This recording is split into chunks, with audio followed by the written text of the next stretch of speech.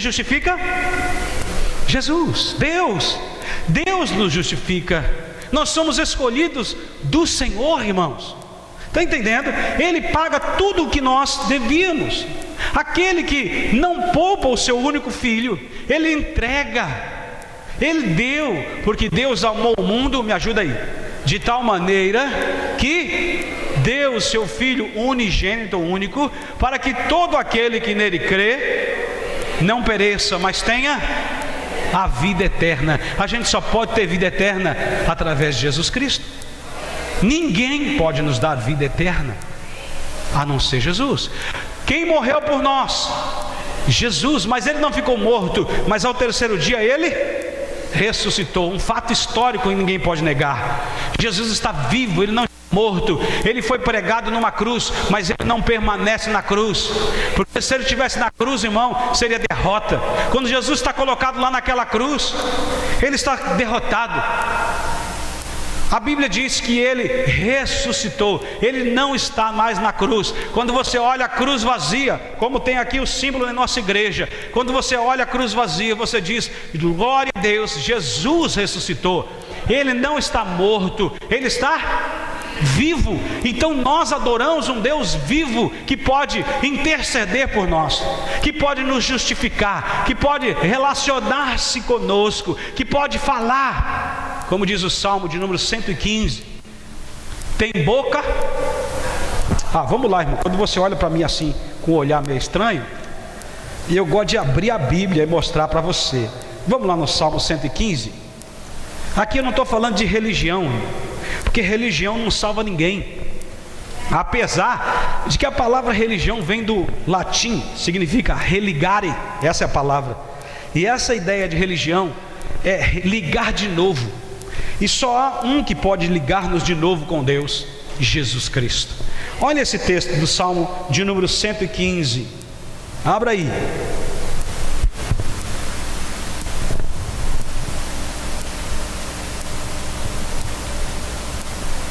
Amém?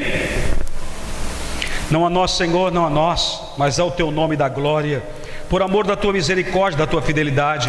Porque diriam as nações: onde está o Deus deles? No céu está o nosso Deus, e tudo faz como lhe agrada. Agora presta atenção, irmão. Prata e ouro são os ídolos deles, obra das mãos de homens. Tem boca, vamos olhar aqui, vou fazer assim, olha aqui, Salmo. Olha aqui, irmão. Tem boca, mas não falam. Tem olhos, mas não veem. Vai em frente. Tem ouvidos, mas não ouvem. Tem nariz, mas não cheiram. Tem mãos, mas não apalpam. Tem pés, mas não andam. Nem som algum sai da sua garganta. Semelhantes a eles sejam os que fazem, e todos os que neles. Está ouvindo, meu irmão? Quando você confia numa imagem de escultura, a Bíblia diz isso. E diz mais ainda, que por trás dessas imagens há demônios escondidos, e que agem por essas imagens. É isso que a Bíblia diz. Não briga comigo, briga com quem escreveu. E aí nós percebemos, irmãos, que o diabo, ele de tal maneira cega o entendimento, para que as pessoas nem acreditem nisso. Não, mas minha avó disse isso, minha bisavó disse isso. A minha avó, ela era devota de Santa Rita de Cássia. Tinha um nicho em casa, não é? E um dia abriu os olhos dela e ela entendeu quem era Jesus. Ela entendeu o plano de Deus para ela, pela Bíblia. Alguém foi lá e mostrou para ela a palavra de Deus. E minha avó se converteu. E da minha avó, minha bisavó, veio meu avô, veio minha mãe. Minha mãe não era cristã. E minha avó então contratou, ela tinha um salão de beleza, contratou minha mãe para ser manicure. Mas minha mãe não sabia ser manicure. E na verdade, ao invés de trabalhar para manicure, sabia, mãe? Sabia nada. Era nada. Olha só, minha avó contratou, e na verdade ela não se preocupava muito. Sabe o que ela fazia? Ao invés de trabalhar, ela mandava Jesus na minha mãe. Jesus, Jesus, Jesus direto. Minha mãe veio a se converter. Da família da minha mãe, não é? Das irmãs todas, a única que se converteu foi a senhora, não foi? porque Deus usou a minha avó. E houve uma transformação tão grande, irmãos. Minha mãe se converteu, casou com meu pai depois se converteu, não é? No começo não, mas depois se converteu, graças a Deus. E aí vieram nós estamos aí servindo o Senhor. Então, irmãos, preste atenção. Nós temos que entender o que Jesus fez por nós e viver a partir disso. Escuta, não é Jesus que vai pedir para você: por favor, me ajuda, faz a minha obra, prega o evangelho. Aí eu vou ajudar. Você não ajuda, irmão. É Jesus que te ajuda. É Deus na tua vida. É diferente. Você tem que ser grato, porque ninguém podia fazer o que Ele fez, te tornar justo.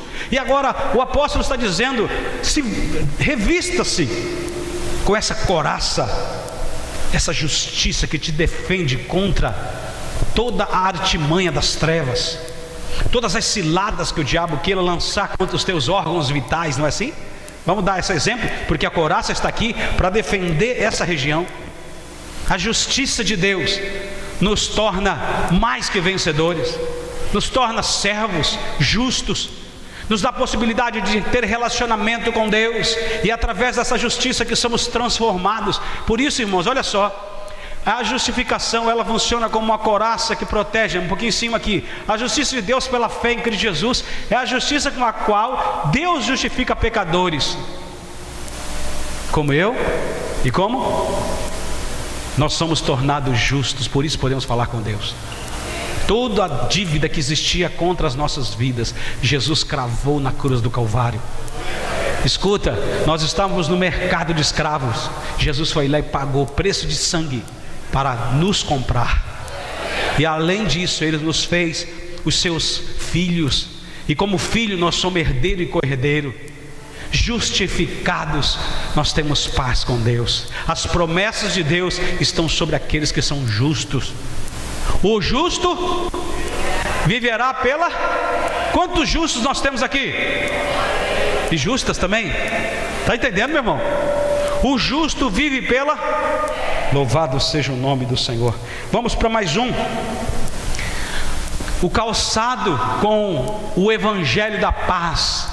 O ser humano precisa ter paz com Deus através do evangelho, que vai funcionar como as sandálias com as quais ele vai poder correr no campo de batalha e enfrentar o inimigo. O calçado do soldado romano era uma semibota entrelaçada. Como o soldado, ele estava ali com aquela bota revestida de couro, e ali, irmãos, diante das lutas que tinha, diante das dificuldades do campo, ele precisava estar calçado, porque senão ele teria problemas sérios para correr, para se movimentar. Então ele tinha tranquilidade, ele tinha segurança em seus pés. A partir dessa visão, Paulo traz a paz. E como eu gosto tanto quando Paulo fala sobre paz, mas muito mais Jesus dizendo assim: deixo-vos a paz, a minha paz vos dou, não vou lá dou como o mundo a dá. Olha só, irmãos, Paulo diz assim: e a paz de Deus, quem lembra?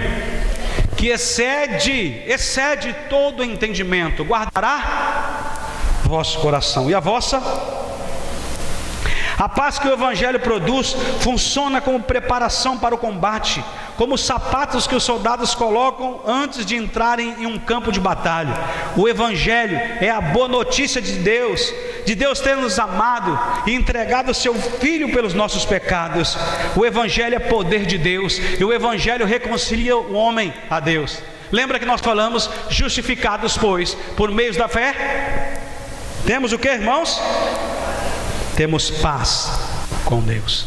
Então nós começamos a viver essa realidade de que o Senhor tem nos dado todas essa armadura para nós resistirmos e permanecermos firmes. A luta vai chegar, a batalha virá. O diabo constantemente, ele não dorme, está tentando destruir as nossas vidas. E nos lugares onde ele pode tentar, irmão, nós estamos seguros, nós estamos protegidos, nós estamos guardados. Os calçados, que são calçados voltados contra as situações complicadas que existem. No meio da luta nós vamos ter paz. Está ouvindo o que eu estou dizendo? A paz normalmente é assim, irmão, na Bíblia. A paz não é um campo cheio de flores, no fundo uma montanha, não é? E você deitado, tomando suco de acerola. Não é assim a paz. A paz na Bíblia normalmente é uma paz que vem no meio da batalha. Jesus morre em paz? Claro que sim, cumpriu o seu propósito. João Batista, irmão, foi decapitado, mas morre em paz, porque cumpriu o seu propósito. Está entendendo? Essa paz é uma paz que protege, que guarda. A paz de Deus é uma paz que faz você permanecer firme, apesar daquilo que está na tua frente, apesar daquilo que o inimigo prepara contra a tua vida. Está ouvindo? Contra a tua família. Você consegue ter paz, você consegue ter segurança. O judeu, quando ele cumprimenta uma outra pessoa, ele cumprimenta dizendo shalom. E shalom significa paz, prosperidade, saúde. Meu irmão, é essa paz que faz toda a diferença. É o evangelho da paz. Pela fé em Jesus Cristo, eu e você, nós somos perdoados. Pela fé em Jesus, nós temos essa verdadeira paz. Se você vai para a batalha contra Satanás, você precisa estar em paz com Deus. Agora imagina você ter uma batalha contra o diabo e estar em guerra contra Deus. Vai ganhar quando, irmão? Quando? Nunca. Sem a paz com Deus e de Deus, a gente não consegue fazer nada. A paz no meio da luta, a paz diante das provas que nós vamos passar nessa semana. Vamos ou não vamos? As dificuldades que estão diante da gente, muitas vezes uma enfermidade, muitas vezes, irmãos, uma situação financeira, muitas vezes um problema que você fala, meu Deus, como é que vai ser? Mais um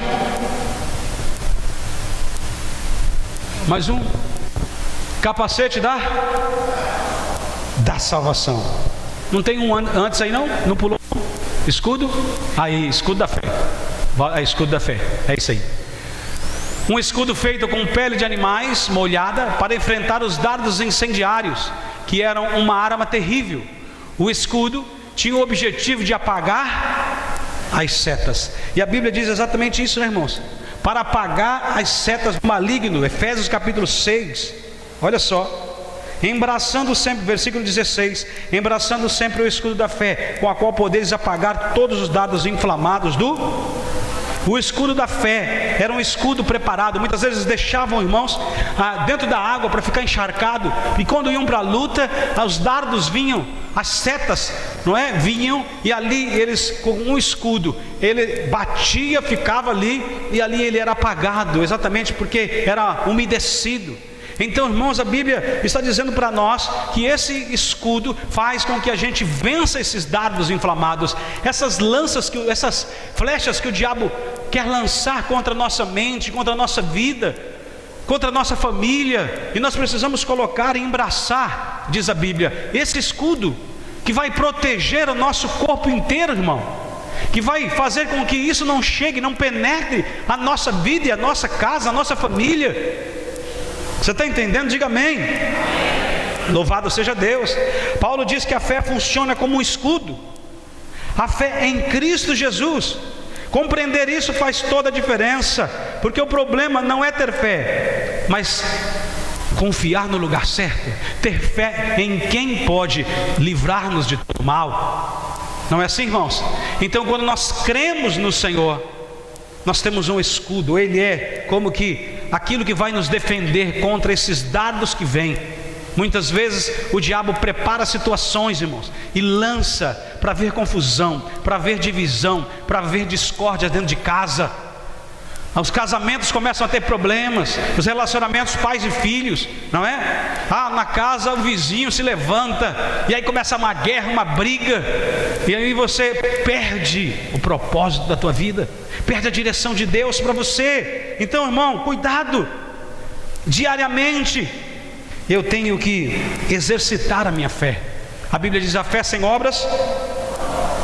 Paulo, ele em Romanos 10 diz que a fé vem pelo e ouvir. Quanto mais eu ouço a palavra de Deus, mais fé tenho. Quanto mais eu ouço a palavra, quanto mais eu recebo dessa palavra, mais, irmãos, eu me fortaleço. Por isso Paulo está dizendo: fique firme. Aonde? Na palavra. Lembra que eu disse a vocês, nós muitas vezes sabemos o que a Bíblia diz, mas não vivemos por ela, não obedecemos. Escute, o diabo também sabe, e ele não obedece, e ele não é filho. Mas nós somos filhos, e por ser filhos, nós somos do Senhor, porque obedecemos a voz do nosso Pai. Quem é o nosso Pai? Glória a Deus. Vamos mais uma. Capacete da salvação representa a certeza de salvação em Cristo Jesus. Crente que está certo da sua salvação é ousado, está pronto para a batalha. Escuta, meu irmão, o capacete protege dos pensamentos, não é assim? Porque o nosso inimigo, o diabo, ele quer lançar isso. E olha só, a Bíblia diz: o capacete da salvação. O diabo não vai lançar dúvidas em nossa mente, para que a gente não creia, para que a gente tenha dúvida da nossa salvação. Irmãos, eu creio porque a Bíblia diz, a palavra de Deus me garante que aquele que crê será salvo. Então, se eu creio, o diabo vai lançar de todas as maneiras o seu engano, para que eu esqueça disso, e para que eu tenha dúvida se sou salvo ou não. Está entendendo isso? Quando Jesus foi batizado, eu já citei isso aqui, e ele ouviu ao sair da água: esse é o meu filho amado, em quem me comprazo. Quando foi tentado pelo diabo, logo em seguida o diabo disse: se tu és filho de Deus, questionando a sua identidade, a sua filiação, a sua paternidade. O diabo vai fazer isso sempre conosco, irmão. Ele vai querer, nos momentos de luta, dificuldade, questionar se você é de Jesus ou não, se você é do Senhor ou não. Ele vai lançar confusão: eu devo servir ao Senhor ou não? Eu devo estar na presença de Deus ou não? Eu devo servir ao Senhor na igreja ou não? O diabo vai lançar um monte de coisa. Para quê? Para que você acredite nessa mentira de que você não precisa fazer nada, de que você nem precisa lutar, de que o diabo nem existe.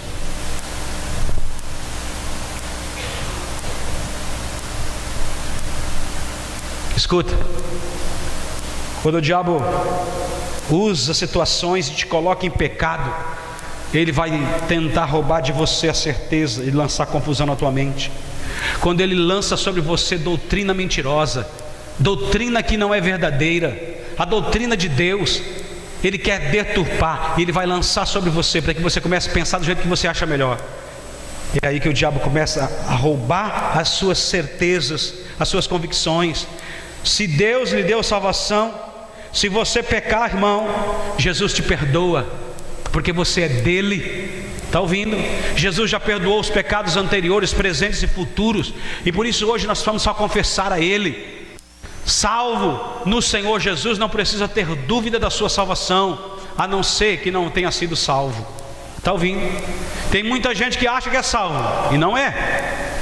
E eu tenho dito que para que você tenha certeza da sua salvação, você tem que lembrar dos frutos. Qual é o fruto que sai de um pé de manga? Manga. Do pé de melancia? Melancia. Do pé de mexerica? Qual é o fruto que sai do crente? Fruto do Espírito. Qual é o fruto que sai do crente? O fruto do Espírito. As almas no Senhor Jesus, que ganhamos para Ele. E o fruto é um só, não é? Com vários gomos: amor, paz, alegria, longanimidade, benignidade, bondade, mansidão, domínio próprio. Contra essas coisas não há lei, diz a Bíblia. Então você quer saber se alguém é salvo? Não é que alguém não peca, mas é alguém que se arrepende, confessa e deixa. Alguém que vive o fruto do Espírito, alguém que frutifica e ganha almas. A salvação é marcada por isso, irmão, e não por uma roupa que eu tenho, e não por um filme que eu assisto, e não por uma palavra que eu falei. Nada disso. Se você entendeu isso, diga amém. E vamos para a última arma, a última parte da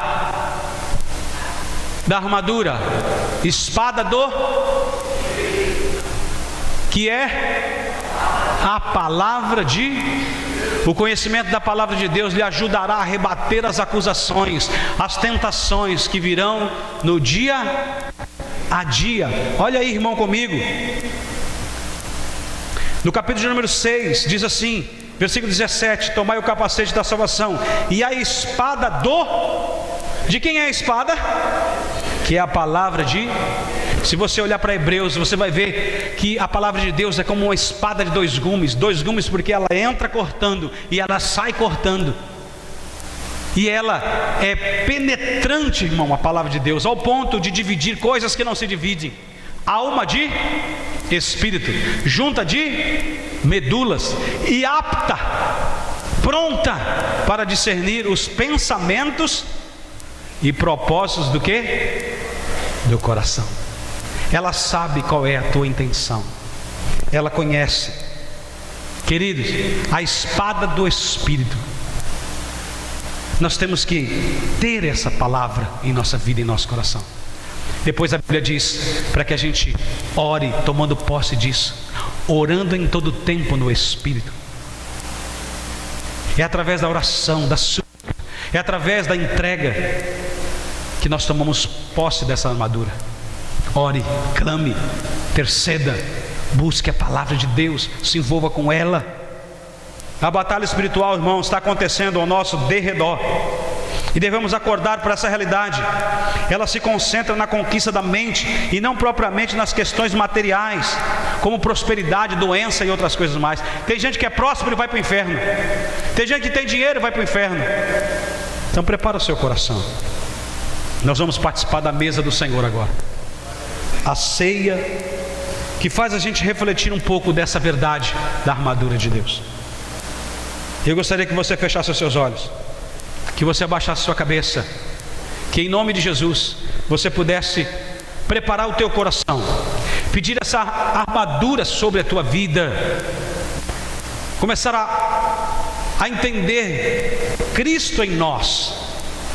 Cristo já conquistou toda essa verdade, essa justiça, essa fé, e nós queremos dele, temos recebido disso, meu irmão, nós temos isso em nossa vida. Por isso nós temos que tomar posse dessa verdade de Deus, tomar posse da armadura de Deus. Ela está sobre a tua vida e a minha, em nome de Jesus. E agora vamos comer, vamos beber a palavra do Senhor. Ela nos ensina que Jesus, na noite que foi traído, ele tomou o pão e o cálice, ele deu graça, ele disse: esse é o meu corpo que é entregue por vós, comei dele todos, fazei isto em memória de mim. Semelhante modo o Senhor tomou o cálice e disse: esse cálice é a nova aliança no meu sangue, bebei dele todos, fazei isso em memória de mim. Eu quero convidar você para que a gente ore agora, em nome de Jesus. Senhor,